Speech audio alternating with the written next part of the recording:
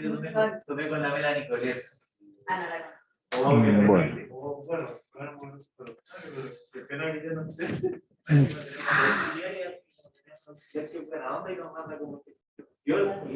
Y así, pero desquiciado, nos mandó como una Biblia. Al menos no le piden hacer video. Al menos no le piden hacer video. Sí. A ver. Sí, ¿qué es lo que tengo? También puede seguir el coordinador, que le estamos escribiendo como para que vea la cosa, porque está muy desquiciado con el tiempo que tenemos. ¿En qué curso es eso? En termodinámica. Ah, termodinámica. Ah, de los químicos. ¿Y ya con quién es? ¿Quién es el profe? ¿O la profe? Ah, no.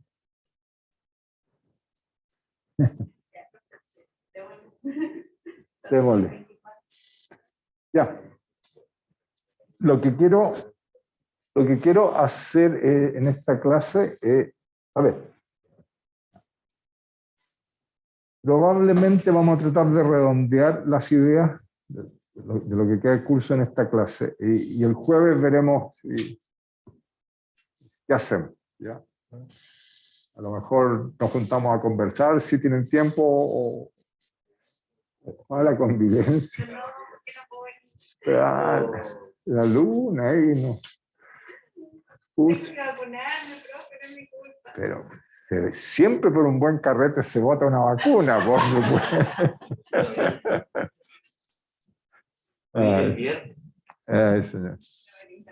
Ya, ahí veremos. Pero entonces lo que quería es, a ver, dos cosas. Uno, les voy a mostrar así una mirada global de cosas interesantes que emergen de lo que hemos aprendido hasta ahora. Pero sí les hice unos apuntes, que se los voy a subir a la tarde, bien completos, sobre... Hola, Lucas, ¿cómo estás?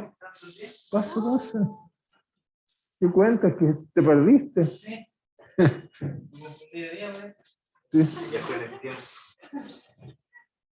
¿Tienes que organizar el carrete aquí? Y aquí no está el Camilo. Camilo aflojó, aparentemente. Sería la primera Camilo. Sí, se arrancó. Se arrancó, estaba de candidato por ahí, sí lo vi. Ya, entonces les preparé unos apuntes, se los voy a subir. Es bastante extenso, pero a ver, tiene bastante más detalle. En la práctica casi ninguno lo va a necesitar, salvo que quiera hacer alguno de los problemas que está pendiente. Pero si alguno quiere algún día o lo necesita algún día, pueden darle una lectura a los que vayan un poco para esos lados. Ustedes que están interesados en ingeniería eléctrica, les recomiendo que le echen una mirada porque les sirve de introducción al resto. Pero básicamente lo que quiero es mirar a las ecuaciones de Maxwell.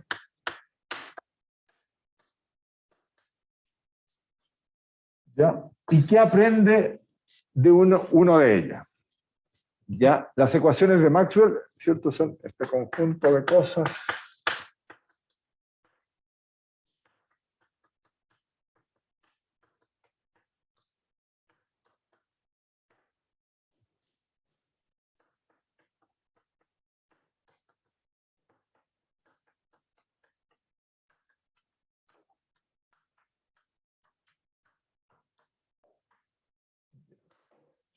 Y esto es más lo que uno llama las ecuaciones de constitución, que significa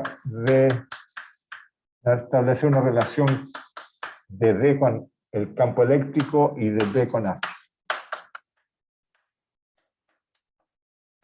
¿Ya? Esa es la relación que uno establece en un medio material. ¿Ya? Porque eso necesito, se fijan aquí hay 4 ecuaciones, pero hay muchos vectores que manejar. Entonces necesito establecer una relación entre H y B y entre E y B. Y eso depende del medio que esté estudiando. ¿De acuerdo? Y eso es lo que conocemos que D es epsilon E y B es mu por A. Finalmente, en los casos simples. Entonces, la cuestión es, ¿qué puedo aprender de estas ecuaciones que no hayamos que no hayamos metido para construir las ecuaciones. Si ustedes recuerdan, cada una de estas ecuaciones la construimos a partir de un evento experimental. ¿Ya? Primero vimos que habían leyes de fuerza, qué sé yo, después, ¿qué otra cosa? Con eso construimos estas dos. Después, leyes de fuerza para, para las cargas, para las corrientes, el fenómeno de inducción está aquí metido. Y eso nos permitió construir este conjunto de ecuaciones. La pregunta es, ¿aprendo algo de ellas más allá de lo que ellas me describen? Entonces, hay varios elementos. Un elemento, se los voy a comentar, no en el orden que están en el apunte. En el apunte de la clase pasada está una de las consecuencias y después ahora tengo un par de consecuencias más, pero lo voy a discutir un poquito en orden distinto. Una consecuencia que está en esas ecuaciones es en lo que uno llama las transformaciones o ecuaciones de Lorentz. ¿Ya? Y transformaciones de Lorentz es de alguna manera sinónimo, casi sinónimo de la teoría de la relatividad especial.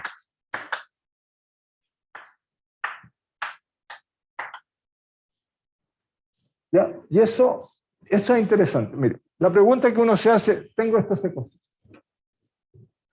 Y estas ecuaciones, uno le sirven para describir los fenómenos electromagnéticos para un observador parado en S. No hay ningún problema. Eso es lo que sabemos hacer. Pero también conocemos, o les enseñaron en alguna parte, que si yo tengo un sistema de referencia S', que se mueve con velocidad uniforme B con respecto a S, ¿ya? Este sistema constituye un sistema también, un sistema de referencia inercial. Y en principio, un experimento hecho por este observador en un sistema de referencia inercial, como es el original S, debiera obtener los mismos resultados. ¿De acuerdo? Bien, ¿qué significa eso formalmente? Eso significa que para el observador existe un conjunto de ecuaciones que las voy a llamar M, que son todas estas ecuaciones. Para la tira. Pero el observador S' dice, yo también he concluido que tengo el mismo conjunto de ecuaciones que me describen los fenómenos, porque son equivalentes. Pero sí son el mismo conjunto de ecuaciones, pero todo con prima. Las coordenadas son las X', el vector D es un vector D', ρ sub L es la densidad de carga en ese sistema, etcétera. Todo con prima. Todo. ¿Ya? Es decir, porque la física se mantiene en los sistemas de referencia inercial, tiene que uno exigir la invariancia de la forma de las ecuaciones que me describen el fenómeno. La invariancia de la forma no cambia la forma de las ecuaciones que describen el fenómeno. ¿Ya? Son distintos campos, son distintas coordenadas, pero la estructura teórica de las ecuaciones que lo describen es la misma. ¿De acuerdo? La pregunta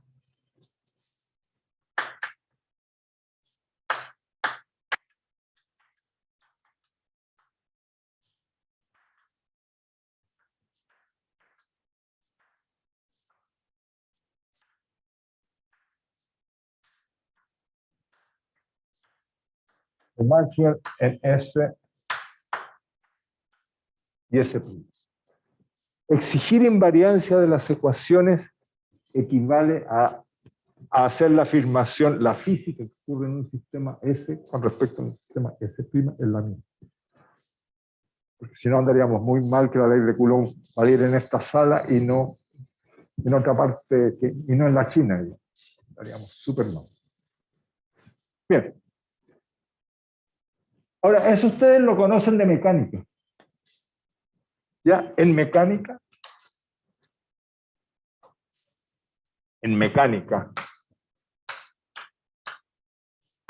¿qué es lo que hacen ustedes? Ustedes pueden describir, qué sé yo, el lanzamiento proyectil. En un sistema S, y para describirlo en un sistema S', el lanzamiento de un proyectil para un observador en S'. La pregunta es cómo yo relaciono el movimiento o la física que estoy describiendo en S con respecto a la que observo en S'. ¿Cómo se conectan las coordenadas para pasar de un sistema S a un sistema S'? ¿Se acuerdan eso de mecánica? Sí, de acuerdo. Las transformaciones de Galileo. ¿Se acuerdan? Que básicamente es muy simple. Uno dice las coordenadas X', ¿ya? La puedo escribir como X menos B, T, si este se está alejando del sistema.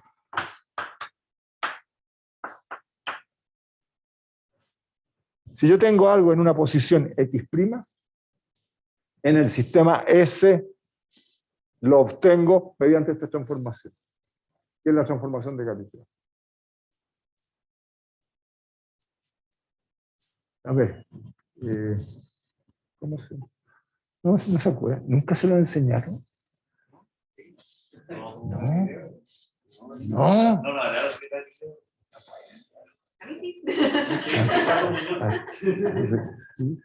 ¿Y a ustedes quién fue? ¿Quién te hizo mecánica? Vamos a ver, no puede ser. Claro que no haya dicho eso. A él lo puedo retar. Faltaste esa clase. Ya, pero bueno, básicamente lo que te dice es cómo describir la dinámica de un objeto, en un sistema relativo a la dinámica del mismo objeto descrito en otro sistema. ¿Okay? Y eso es lo que se llama la transformación de Galileo. La transformación de Galileo tiene una suposición adicional, que el tiempo es un parámetro universal. ¿Ya? Es el mismo descriptor en cualquier sistema de referencia inercial. Por lo tanto, no es relevante, uno pasa por encima de él. Bueno, en el caso del electromagnetismo, y una de las cosas interesantes que aparece es lo siguiente. Si uno se hace la pregunta que... perdón, es que déjenme amarrar esto.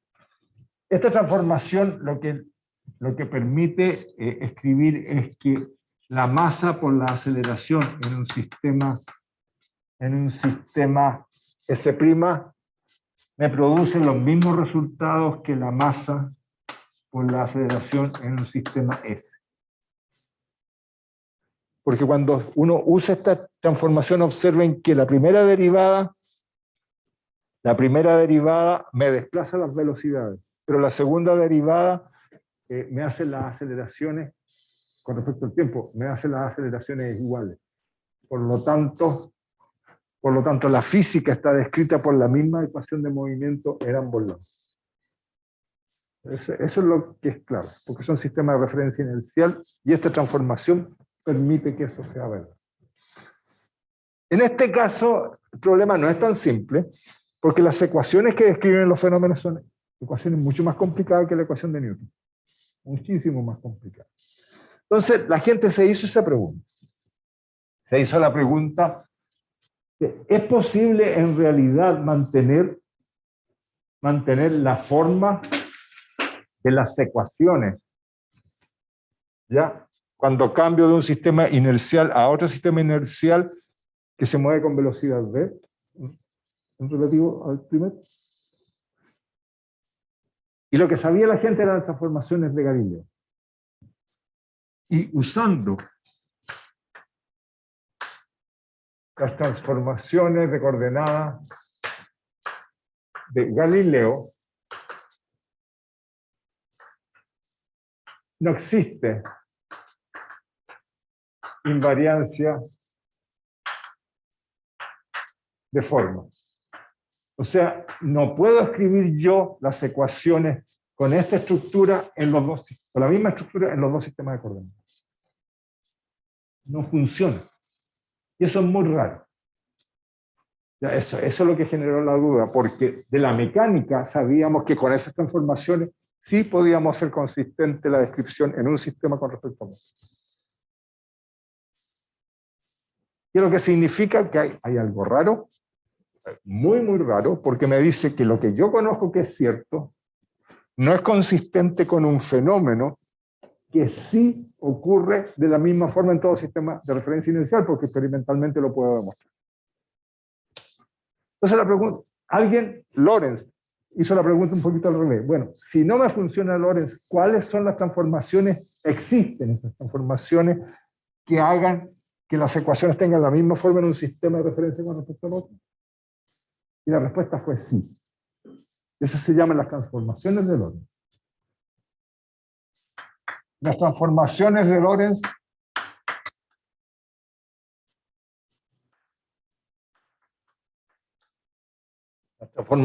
Lorentz permiten o hacen compatible la invariancia de la forma de las ecuaciones del electromagnetismo en todo sistema de referencia inicial. Y para sistemas de referencia, donde la velocidad está a lo largo de uno de los ejes, digamos el eje X, la relación que hay entre X y X' ya no es la de Galileo, sino algo un poquito más distinto, que es de esta forma.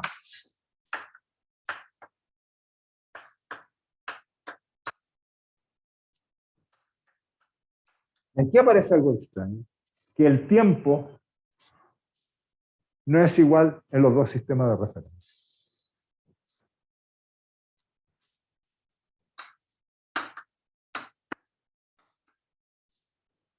Creo que esto es B sobre C cuadrado. ¿Es esto o no? Algo así tiene que ser, ¿no?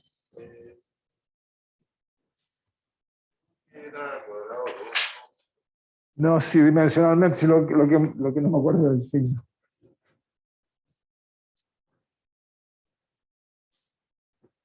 Espérate.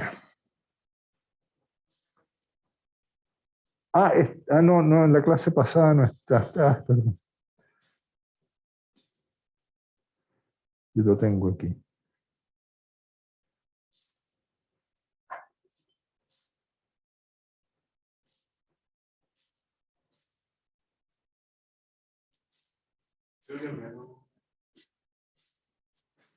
Y me huele que es como en menos. Sí, es menos.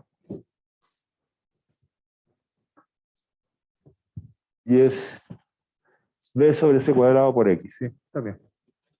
Bien. Gamma, en este caso, es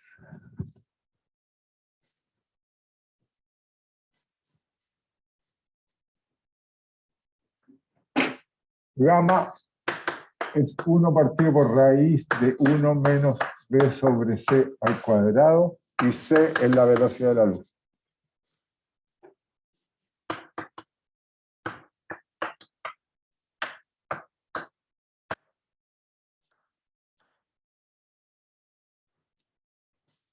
¿Ya? Ya. Esa es la gracia, esta es la transformación. A ver, lo primero que uno... hay cosas que aparecen extrañas, mire.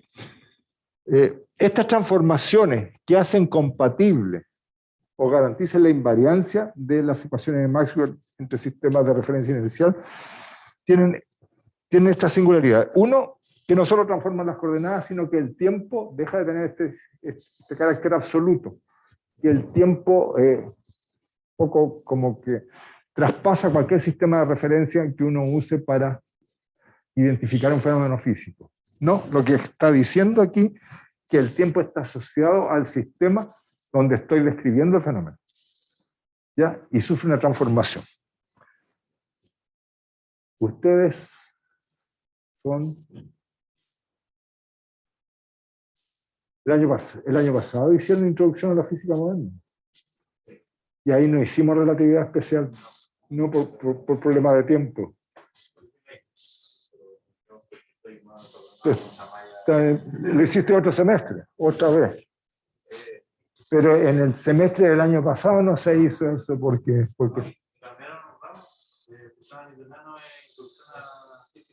sí, por eso. De eso estoy hablando del nuevo. Es que el año pasado, justamente por problemas de tiempo, se dejó esa unidad fuera. Ya. Si no, le habría resultado inmediatamente familiar. Entonces, tienen esa gracia. Aparecen estos coeficientes, miren, gamma.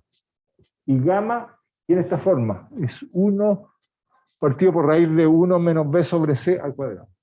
¿Qué significa esto? Que esta gamma es una función bien extraña.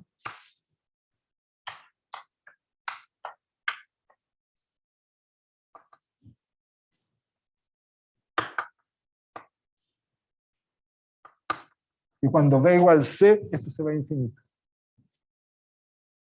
¿Ya? O sea, me pone un límite a las transformaciones. Lo que me está diciendo que si la velocidad con que se mueve un sistema de referencia con respecto a otro es igual o mayor que c, la teoría deja de tener sentido. O no tiene realidad física. Porque el gamma se me mueve. ¿De acuerdo? Tiene esa gracia. Y el resto, el resto tiene esa dependencia. Ahora, cuando B sobre C, cuando B es mucho menor que C, ya, gamma se me va a 1, está perfecto. X' es X menos BT, es una transformación de Lorentz, y B sobre C se hace muy chico, por lo tanto este término es despreciable frente al tiempo, gamma vale 1 y T' es igual a T. O sea, uno recupera las transformaciones de Lorentz cuando B es mucho menor que C. Perdón, de Galileo, transformaciones de Galileo. ¿Ok? Bien, eso es lo que quería decir. Lo que hace entonces Lorentz es, mirando las ecuaciones, el bien trabajo se puede hacer, uno lo puede hacer.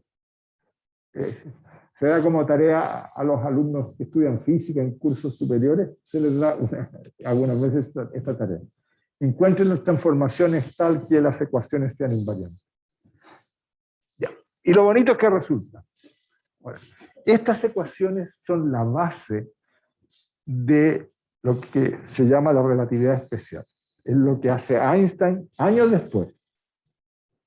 Estas transformaciones de Lorentz fueron rescatadas mucho antes que Einstein. Einstein, él mira el problema de otra manera y lo único que él dice, la velocidad de la luz es una constante universal. ¿Ya? Y bueno, hay otro par de argumentos más que le permite concluir que las transformaciones entre sistemas de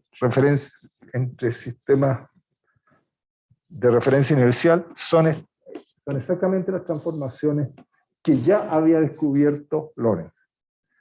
Lo que quiero rescatar es que a partir de un conjunto de experimentos que son muy simples, que se hacen en un laboratorio, uno escribe un conjunto de ecuaciones y esas ecuaciones escondían, sin saberlo, sin nadie saberlo, escondían los principios de la relatividad especial.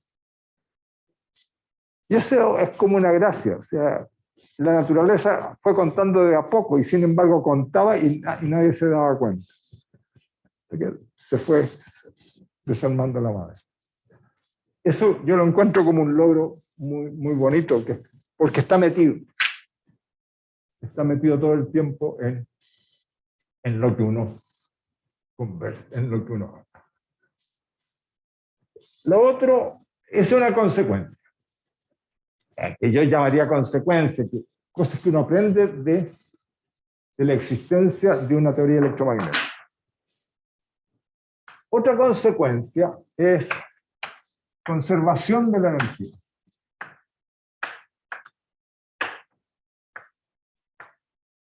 De la energía electromagnética. ¿Ya? ¿Y qué significa? Tengo las ecuaciones de Maxwell.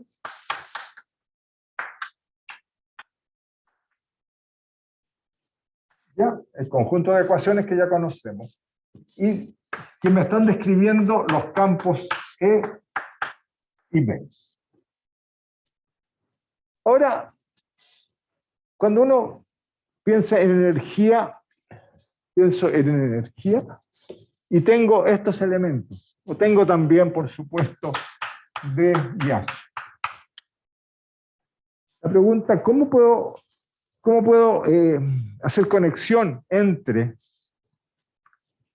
cosas como los campos y la energía electromagnética? La conexión se hace recordando que en un sistema, por ejemplo, estático, electrostático, calcular la energía significaba, había varias maneras de calcular la energía que almacena un sistema.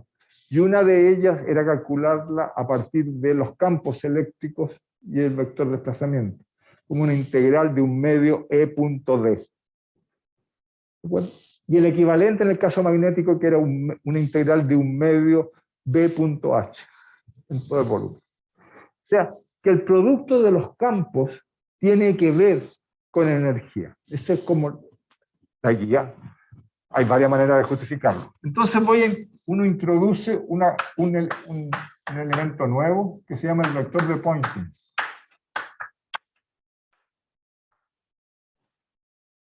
Lo voy a llamar S, que se define como E cruz H. ¿Ya? ¿Y por qué lo introduzco? Porque si yo hago un análisis dimensional de S, este tiene unidades de energía,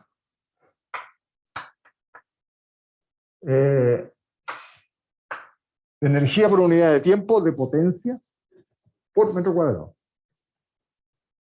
Esas son las unidades de este vector. Ya. Esto, ¿qué me mide? En principio, el producto de estos dos campos me mide la cantidad de energía que por unidad de tiempo y por unidad de área transportan los campos eléctricos y magnéticos, ambos. ¿De acuerdo? Está bien. Eso tiene que ver solo con introducir una cantidad. Ahora, ¿qué tiene que ver esto con las ecuaciones de Maxwell? Bueno, si uno toma las dos ecuaciones del rotor,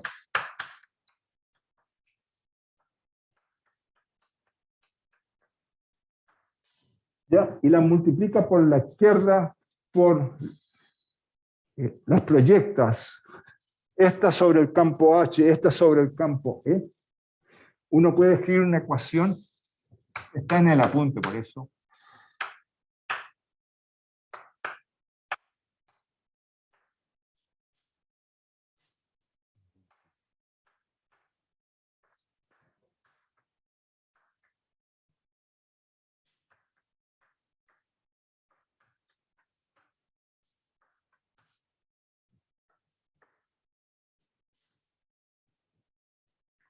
¿Ya?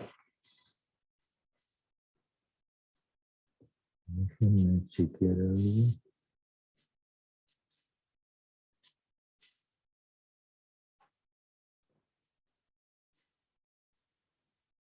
Ya. La corriente de conducción. Mire, si uno toma las ecuaciones de Maxwell y las mezcla, uno puede escribir esta ecuación. Pero esta ecuación, uno reconoce esta cantidad que definí. Tiene una forma muy característica. Mire, es la divergencia de algo más la derivada temporal de otra cosa. Esto, por ahora, da lo mismo. Pero esta es una ecuación de conservación. Esto es equivalente a ecuaciones del tipo divergencia de J más de ρ de t igual 0. La ecuación de conservación de la carga eléctrica. Por lo tanto, si se olvidan por un segundo de ese término,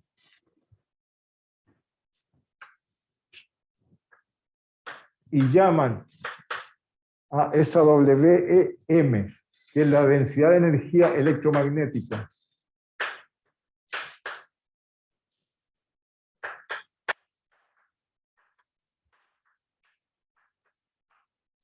esta es la energía,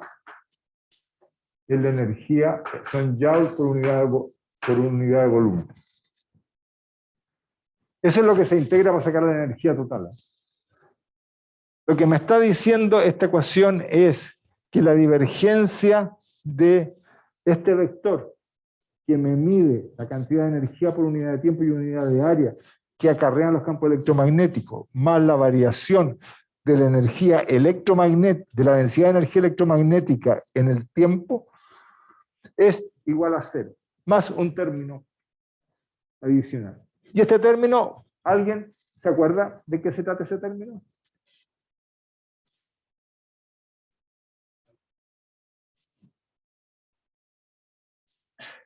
¿No se acuerdan? ¿No se acuerdan? ¿Se acuerdan? Ese es el problema cuando uno no tiene que ir a dar una prueba. Así. Miren,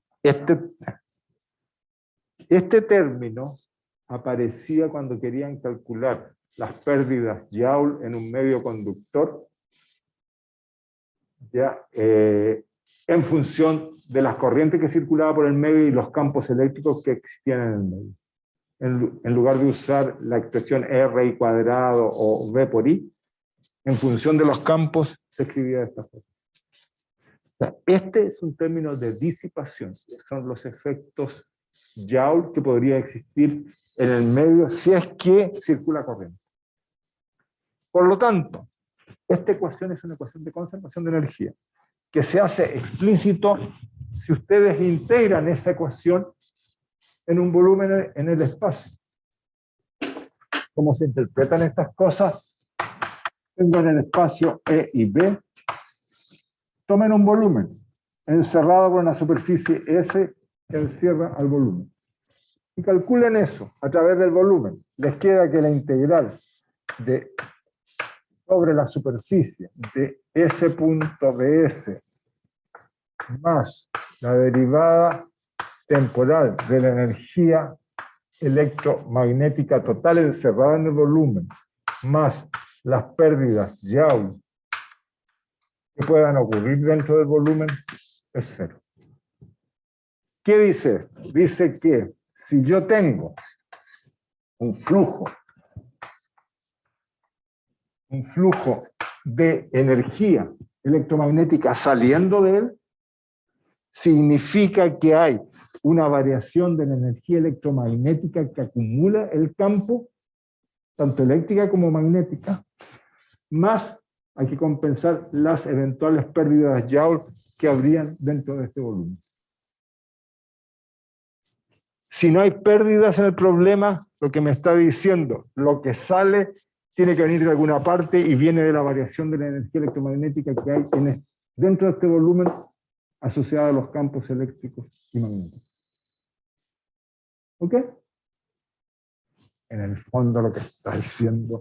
Miren, la luz que viene de afuera pasa por ese medio que es el vidrio y a este otro lado recibimos la luz. Se pierde un poquito. ¿Ya? Lo que ocurre en ese caso es que el flujo de energía a este lado de acá, ya no hay una variación de la energía electromagnética en el medio, pero sí hay algo de pérdidas en el medio, en el vidrio. Algo de pérdida, poquito. Entonces lo que entra, lo que viene de afuera, es igual a lo que sale a este lado. Salvo por pequeñas pérdidas que podrían haber en el cristal. Son ecuaciones de conservación directa. Y de nuevo, está construido dentro de las ecuaciones de Maxwell. Lo que estoy tratando de enfatizar es que todos estos conceptos físicos están construidos dentro del conjunto de ecuaciones. No lo estoy inventando, lo estoy rescatando moviendo las ecuaciones adecuadamente. ¿Ya? Porque Es lo mismo que con la transformaciones de Lorentz. No estoy inventando cosas, sino tratando de extraer de las ecuaciones información que de alguna manera se coló adentro, no sabemos dónde, porque las ecuaciones para nosotros representaban ciertos fenómenos o hechos experimentales, que las escribimos de una forma, y sin embargo había información que está ahí, se coló, está bien construida la teoría, ¿no? ¿Ok? Así que esa es la otra consecuencia que está asociada a las ecuaciones de Malcolm. Y este vector es muy importante. El vector de Poynting, porque es el vector que mide la energía que puede transportar un campo electromagnético. Lo que ustedes reciben en el celular cuando alguien los llama es un vector de Poynting, ¿ya? Que está fluctuando con la señal, digamos, con la información que la señal uno monta sobre la señal electromagnética. Pero lo que está recibiendo es energía por unidad de tiempo y por unidad de área. Eso es lo que está recibiendo. Y lo que emiten ustedes también es un vector de Poynting. Ustedes con el celular, cuando hacen una llamada, están tirando una señal. ¿Ya? Y el celular finalmente es una antena que está emitiendo campo electromagnético. ¿Cómo viajan? Viajan en forma de una onda, ya, a la cual uno asocia un vector de Poynting, que describe toda la energía que está acarreando esa onda. ¿Ok? ¿Tiene alguna pregunta? Sí.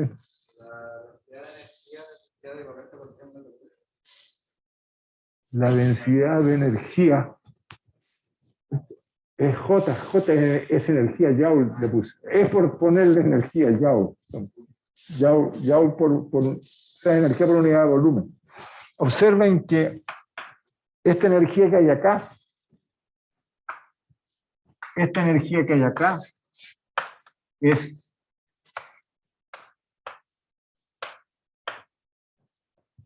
energía, es la integral de la densidad de energía en el volumen que he considerado. Esto es lo que llamé esta W grande con respecto al omega que escribí allí. ¿Ok?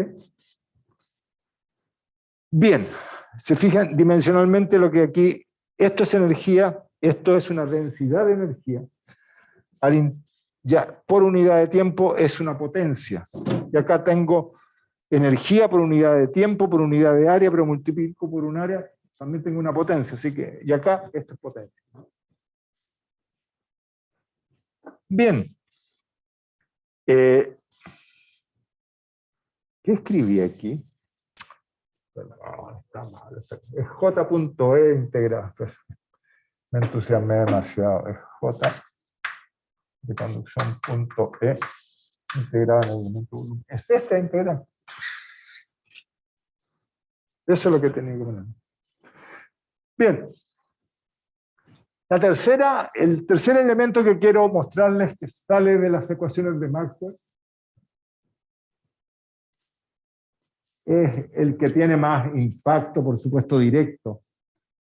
Y es el hecho que las ecuaciones predicen que los campos emitidos por alguna fuente, ya sea de origen eléctrico o una corriente, de una carga eléctrica o una corriente, esos campos se propagan en forma de onda electromagnética.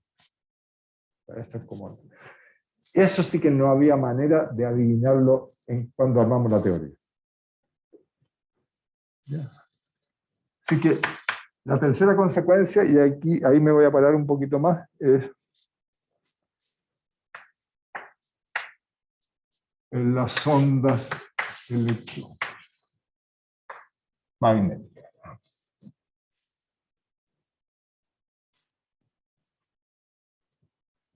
Esa consecuencia. Y el problema es el siguiente. Ustedes tienen una fuente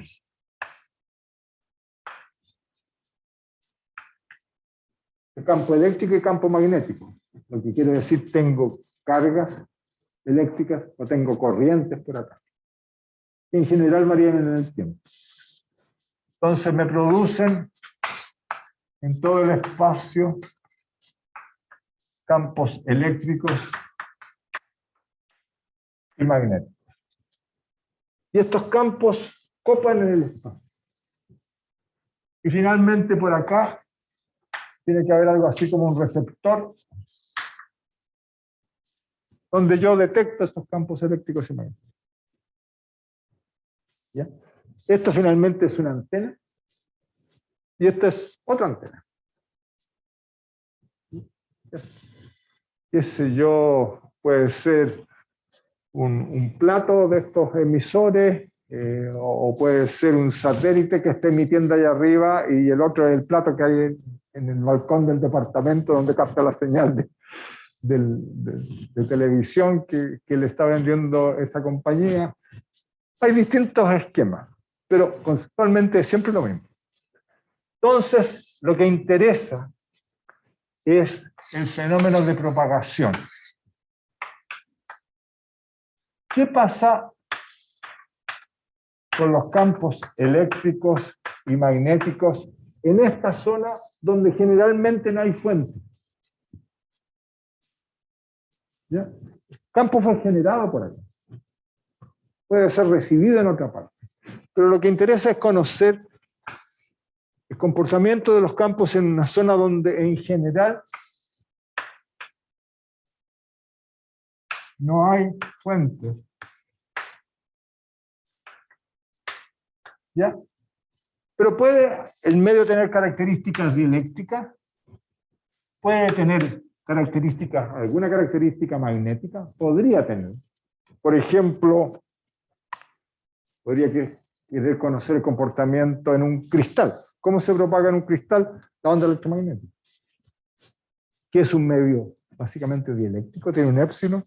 El mu es prácticamente mu sub 0, pero tiene un épsilon.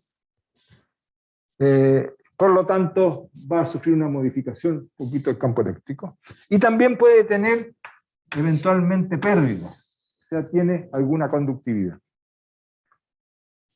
Los medios en general tienen alguna conductividad. Ya. Así que describir qué pasa con los campos es el desafío que presentan las ecuaciones de Maxwell. ¿Describe esa situación o no? Si yo quiero describir el comportamiento de esos campos, lo primero tengo que identificar cuáles son las ecuaciones de Maxwell para ese caso. Divergencia de B es 0, porque estoy en una zona del espacio donde no tengo fuentes eléctricas. Los campos vienen de otra parte, pero donde estoy describiendo, en estos puntos, no tengo fuentes de carga libre. Lo tomo 0. El rotor del campo eléctrico es menos de BBT. Ese no es el problema. La divergencia de B, no hay cargas magnéticas, así que tampoco hay problema. Y el rotor de H, es, en principio, J de conducción más de B a D. Ese es el caso más general.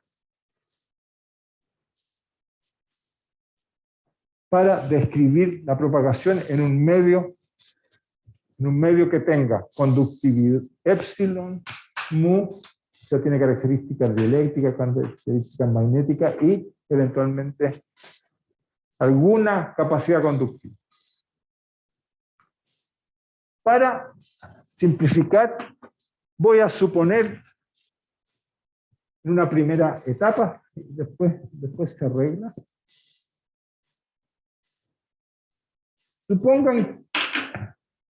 Solo supongan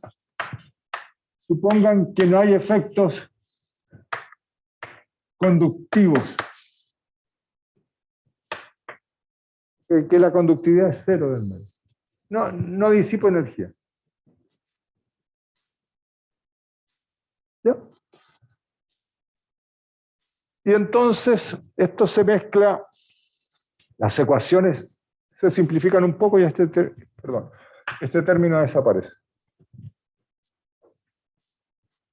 Ya. Entonces la pregunta es, ese conjunto de ecuaciones no aporta mucha información. Y la idea es mezclarlas un poquito. Y mezclarlas significa lo siguiente. Lo primero, si esto es cero, esas dos ecuaciones son, para el campo eléctrico y los campos magnéticos, son súper simétricos. Así que lo que obtenga para los campos eléctricos también lo voy a obtener para los campos magnéticos y viceversa. ¿Ya? Entonces, la recomendación es tomar, por ejemplo, la ecuación del campo eléctrico, el rotor de E, y toma el de rotor esa ecuación ahora.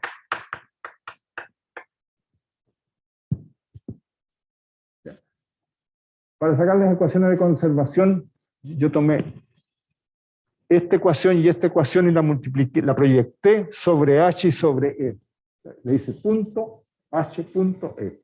Y eso me generó la ecuación de conservación. Ahora lo que estoy haciendo es tomar rotor de E y eventualmente rotor de H o rotor de B. ¿Ok? Una operación matemática, no tiene que ver con física. Lo que pasa es que ese rotor tiene una forma muy bonita que es gradiente de la divergencia de E menos el laplaciano de E. Es una identidad vectorial. Ya, pero observen que esto tiene gracia porque la divergencia de E tiene que ver con la divergencia de D, que es cero. Así que estas ecuaciones rápidamente y después el rotor del rotor de E significa acá tomar la derivada con respecto al tiempo del rotor de B. Tomar rotor de acá. Y el rotor de B lo tengo acá, que se reemplaza por la derivada de D, pero D es básicamente el mismo campo eléctrico.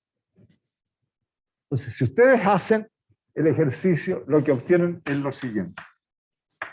Un operador, que es el laplaciano, menos 1 partido por B cuadrado, segunda derivada con respecto al tiempo, actuando ya sea sobre el campo eléctrico o sobre el campo magnético. Lo pueden hacer para cualquiera de los dos casos. Y eso se ve.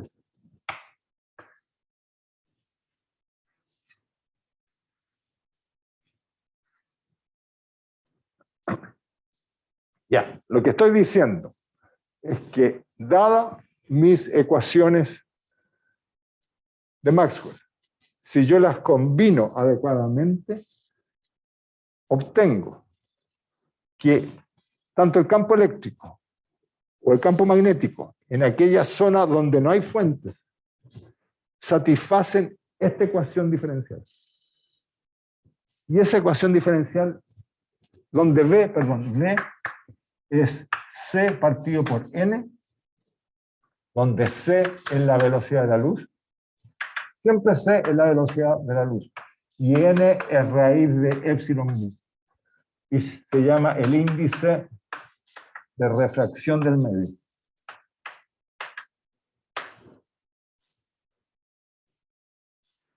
¿Ah? Claro. Se desarma, empieza a aparecer un poco lo que uno conoce de otro lado. ¿Ya? Y esta ecuación, bueno, eso es V. V es una velocidad, que es una fracción. En general, siempre N es mayor que 1, mayor o igual que 1. A ver, mayor o igual. No, a ver, no, es que aquí está, esos son los índices relativos.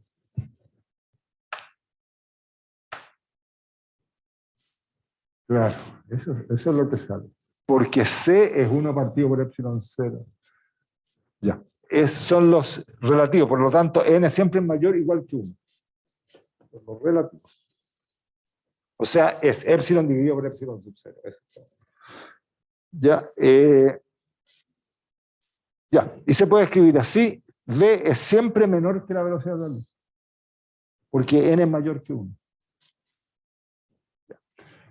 Por lo tanto, la pregunta, aquí hay una velocidad de por medio, y la pregunta, ¿qué significado tiene esto? Y eso es una ecuación conocida. De nuevo, quienes hicieron introducción a la física moderna, hace un año atrás, debieran reconocer esa ecuación, por lo menos en su versión en una dimensión.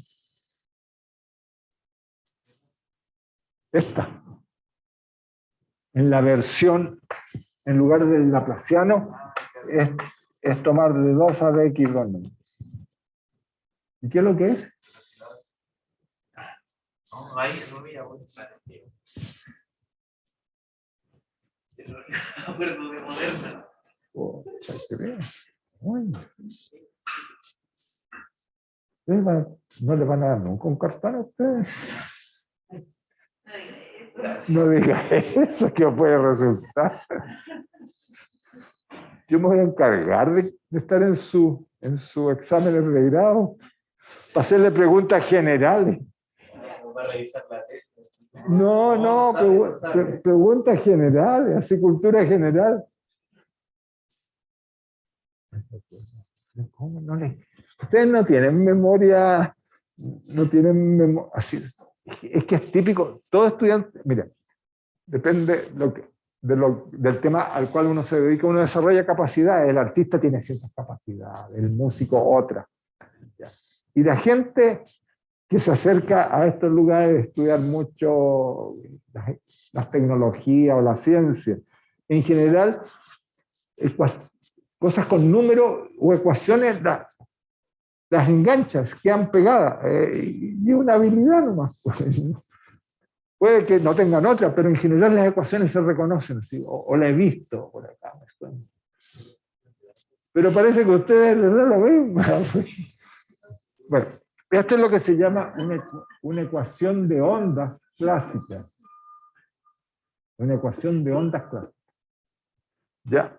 Y la pregunta, bueno, ¿qué me importa a mí? ¿Qué se llama? ¿Qué gracia tiene esa ecuación?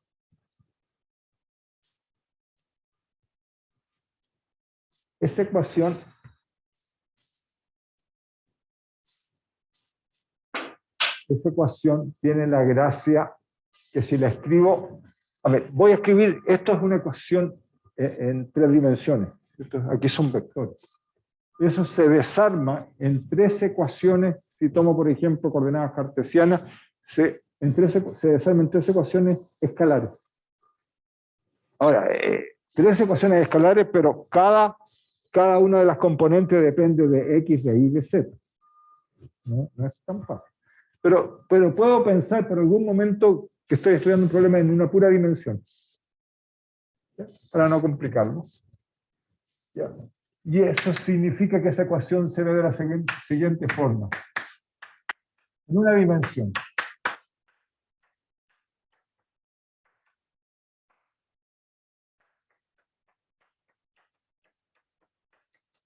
F sería una de las componentes del campo. Cualquiera. La X, por supuesto. ¿Ya? Estoy hablando en general, porque todas tienen el mismo comportamiento. Y la gracia de que F de X, T es una función, solución de esta ecuación que tiene la siguiente estructura.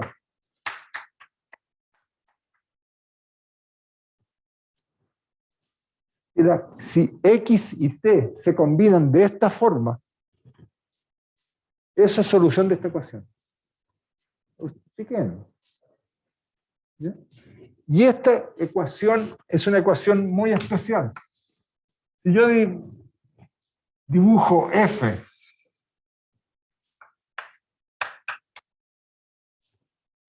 para un cierto X y para un cierto tiempo T, esto es lo que se llama el perfil de la función. Que si dejo transcurrir el tiempo, estoy dibujando esto, f de x. Una forma. Y si yo dejo transcurrir el tiempo, voy cambiando este argumento, esta se desplaza hacia la derecha cuando tengo el signo menos, o se desplaza hacia la izquierda con el signo más. ¿Y cómo se desplaza? Con la velocidad v. Por eso se llama una onda. La función hace esa gracia.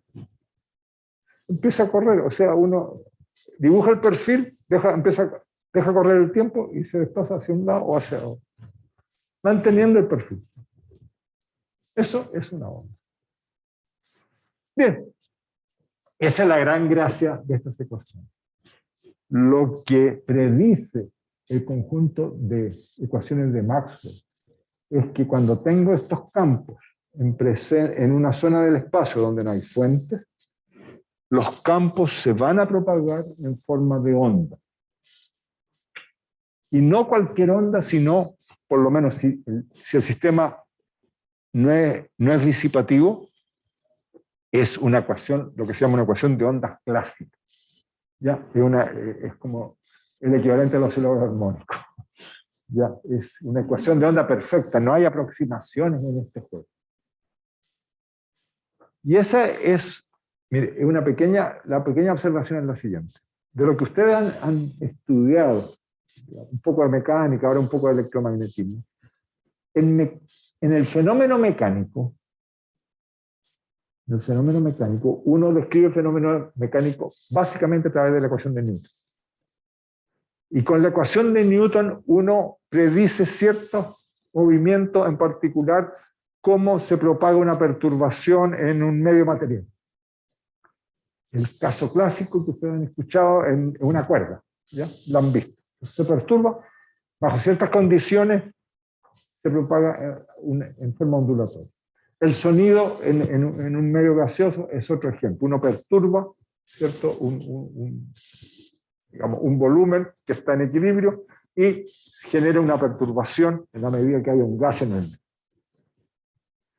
Pero no siempre se produce.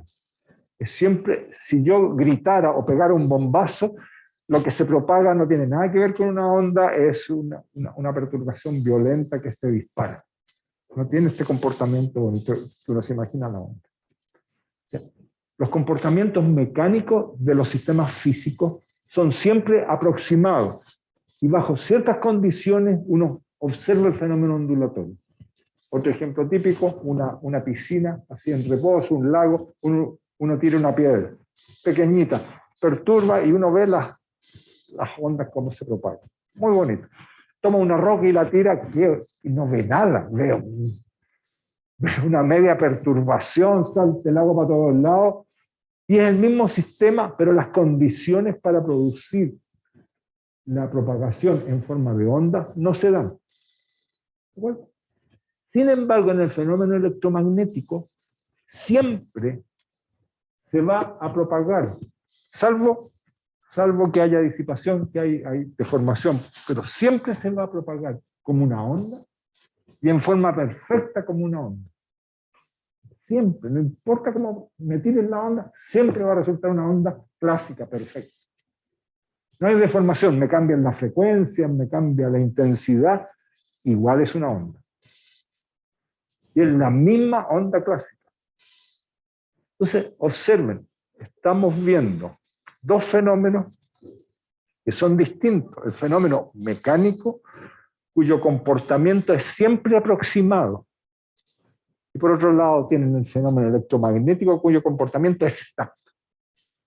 El control tecnológico que uno tiene en una situación y en la otra es brutalmente distinto. Y es por eso que el mundo cambió tan violentamente en los últimos 100 años. Es porque hay una teoría que funciona como reloj perfecta, ¿ya? Que permitió entender y desarrollar miles de aplicaciones, miles de dispositivos que explotaran estas capacidades de la teoría. Pero en mecánica seguimos con el mismo problema de tirar la pequeña piedra. Si la piedra es pequeñita, sí, el fenómeno ondulatorio existe. Si tomo una roca y la tiro, se acabó el fenómeno ondulatorio, es mucho más difícil. ¿Se fijan cómo la naturaleza se organiza de forma distinta? O por otra parte, en el caso electromagnético tengo una teoría, una descripción teórica que termina siendo casi perfecta, muy ajustada a la realidad. Leyó la naturaleza muy bien. Y el fenómeno mecánico es muy complicado. ¿Ya?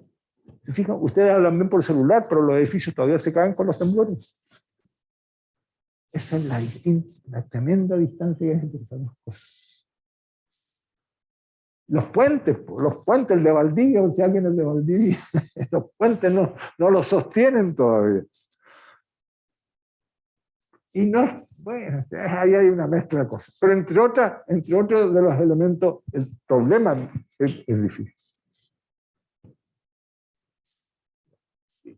Y todo esto es una gracia que está contenida en Maxwell.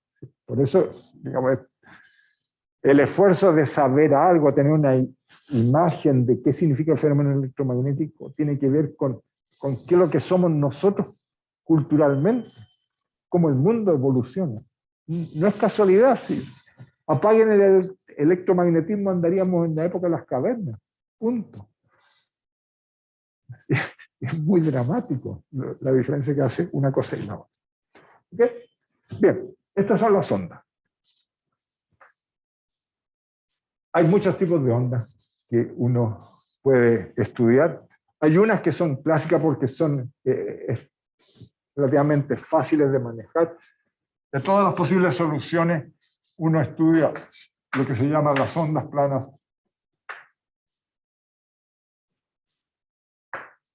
monocromáticas.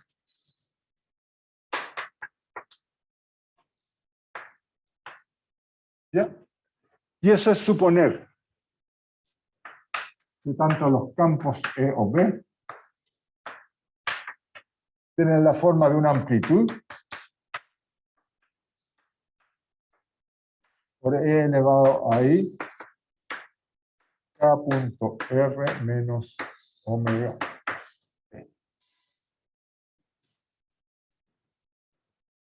Esa es la forma de una onda plana. ¿Ya? Y eso es un caso especial de esta estructura. Y esa ecuación satisface, esas soluciones son soluciones de la ecuación de onda en la medida que haya una relación entre este número K y esta frecuencia angular omega. Les voy a describir aquí. Esta es la amplitud de la onda. ¿Ya? En general es una magnitud por una dirección. Pero puede ser un número complejo. ¿Ya? La amplitud puede ser un número de la forma A más y B. Un número complejo. O es una amplitud con una fase. Esa es la forma de escribirlo. Y esto es la dependencia. Esta es una función sinusoidal. ¿Ya?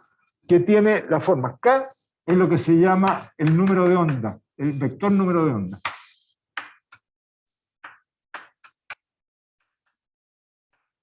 Y la magnitud de K tiene que ver con el recíproco de la longitud de onda. Omega es la frecuencia angular y es igual a 2pi por la frecuencia, 2pi. Y K y omega permiten que esto sea solución en la medida que lambda por nu sea igual a la velocidad con que se está propagando la onda. Son formas de escribir estas soluciones, ¿no?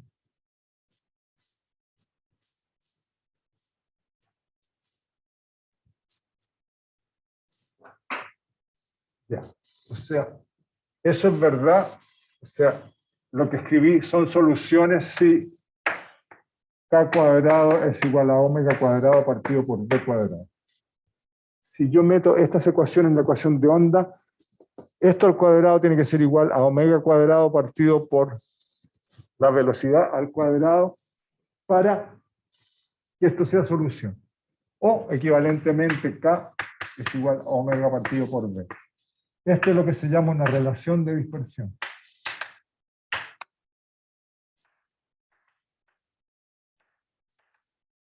Lo escribo así al cuadrado, ustedes me dicen para que esté escribiendo al cuadrado, porque en este caso es lo mismo que escribir K igual a omega partido por B. pero cuando el sistema tiene, el sistema es disipativo, K cuadrado está modificado por un pedazo, por otro número que es imaginario puro. Entonces lo que tiene sentido es K cuadrado más que K. Por eso lo escribí así. Y eso es, esta relación es lo mismo que escribir que la velocidad es igual a lambda por nu. Y esa sí que la conocen, de la PSU, de la que vieron en su momento. Lo único que uno aprendía en el colegio. La velocidad es la longitud de onda por la frecuencia. ¿No? Eso se aprende de memoria rápido. Se me olvida.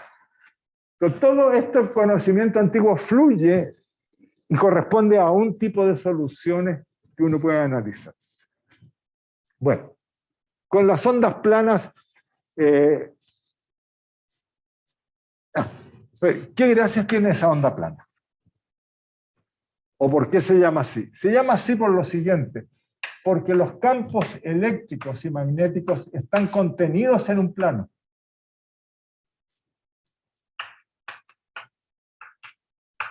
¿Ya? Un plano que se desplaza con respecto a un origen que está a una distancia epsilon, que es el vector posición proyectado en la dirección K, donde K es la dirección en que se está propagando la onda. Los campos eléctricos, una onda plana significa, imagínense, lo que ustedes emiten, la información son campos que están contenidos en planos infinitos. Y ese plano es el que se propaga. Ahora, esa solución es solución a la ecuación de onda, pero todavía no garantiza que sean campos eléctricos y magnéticos propiamente tal. Porque ustedes toman esto, lo reemplazan en la ecuación de onda y es solución. Pero estos campos no necesariamente satisfacen las ecuaciones de Maxwell. Entonces uno tiene que exigir que los campos, las soluciones de la ecuación de onda, sean campos electromagnéticos. Y eso pone restricciones, o sea, E y B campos electromagnéticos, eso impone restricciones sobre E0 y B0. No son independientes. Si uno conoce el campo eléctrico, por ejemplo, automáticamente conoce el campo magnético y viceversa. Pero no las voy a escribir, estas relaciones están todas en los apuntes. ¿Ya? Estoy como guiándolos, ¿no? Pero una característica interesante que resulta de eso es que E, B y K son perpendiculares entre sí. Así que no por cualquier razón dibujé el plano con la dirección de propagación como que parecía perpendiculares, son perpendiculares entre sí, forman una base.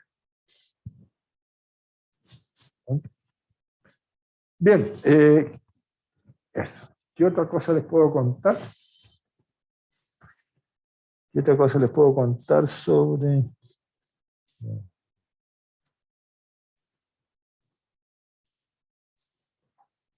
Les conté de las ondas. A ver, no hay nadie. A ver, les puedo tratar de mostrar aquí. Si aquí tienen dibujos para que tengan una idea. Por ejemplo, esas son las soluciones de ondas, de soluciones de ondas viajeras a una ecuación de onda. De la función f de x más menos bt. Aquí está. Y ahí ustedes la ven, está dibujado los perfiles y cómo evolucionan en el tiempo. Aquí es una combinación de dos funciones, la f y la g. La f avanza hacia la derecha y la g hacia la izquierda. Y ven ustedes cómo se van cruzando. Esta va viajando y termina acá. Y la g partió de acá y va cruzando para el otro lado. Esas son, por eso se llaman soluciones tipo ondas viajeras. Aquí les muestro el plano donde van contenidas las ondas. Y espérense, así se ven. Así se ven típicamente las ondas. Las ondas están viajando, los vectores E y B forman un plano. Y el plano es el que se va propagándose. ¿Ya? Y varían armónicamente en el tiempo debido a este término.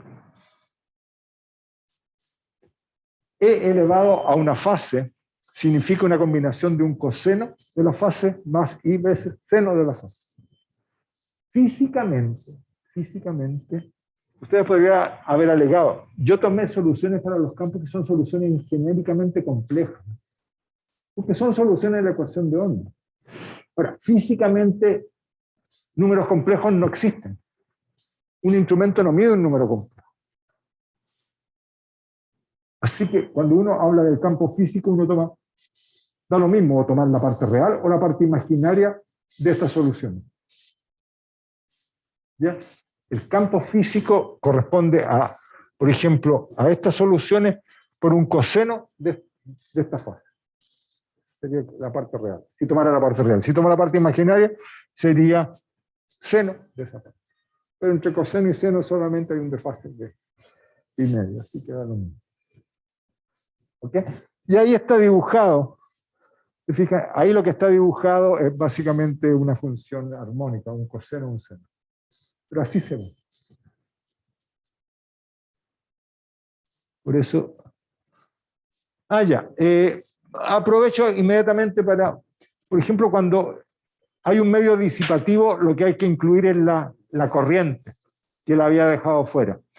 Cuando uno incluye la corriente, la ecuación de onda se modifica un poco, se modifica por ese término. Aparece una primera derivada temporal.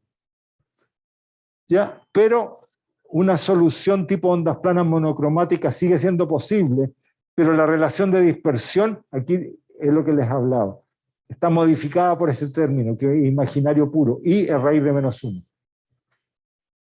Por lo tanto, en ese caso, el número de onda es un número complejo que tiene esas soluciones, esas raíces de raíces, una cosa fea. Pero es álgebra, es aritmética calcularlo. Ahora, lo bonito es que uno puede inmediatamente, si K es un número complejo de la forma alfa más y beta, uno puede demostrar que los campos, aquí abajo, los campos se atenúan. Se atenúan. La amplitud del campo cuando el medio es disipativo se atenúa. En la medida que avanza y eventualmente desaparece. Y eso es lo que pasa porque está perdiendo energía al sistema. Ya. Y otra, caso disipativo, ustedes pueden calcular el vector de Point asociado para saber cuánta energía acarrea la intensidad de la onda. ¿Ya? Y en particular, pueden mostrar que la intensidad de la onda, que es la magnitud del vector de Poynting, es la densidad de energía electromagnética por la velocidad con que se está propagando. ¿Ya? Y ahí les muestro cómo hacer contacto con los fotones, con una descripción de la onda electromagnética, pero no como onda, sino como formada por un conjunto de partículas. Y se hace naturalmente la conexión. Eso es bonito. Eso es para responder preguntas como, en un metro cuadrado, ahí, ¿qué radiación tengo? Ya, tantos watts por metro cuadrado.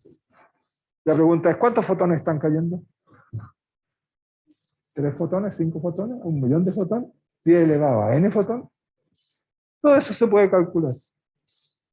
Sí, es bien directo.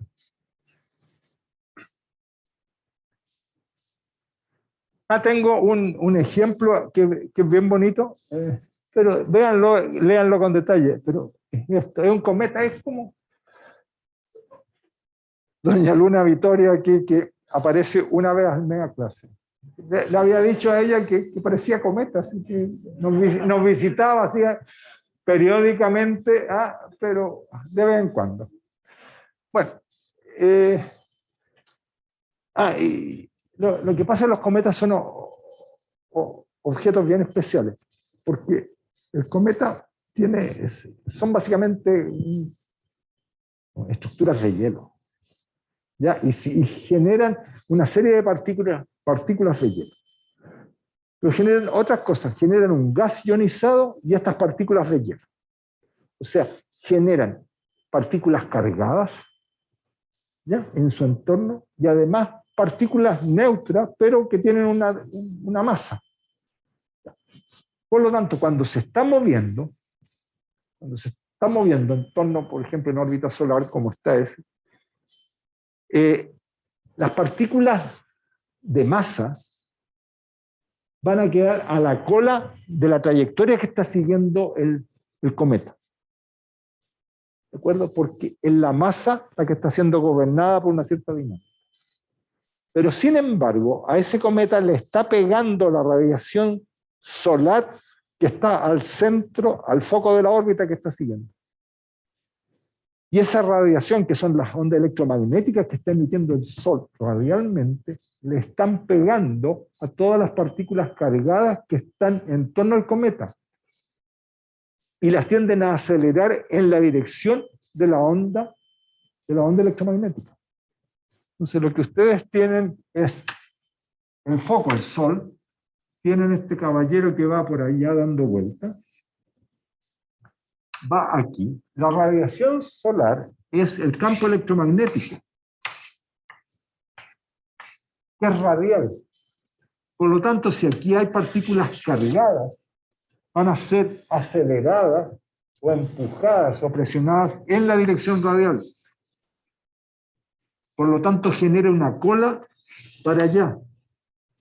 Y sin embargo, las partículas de masa van a seguir la trayectoria del cometa propiamente tal.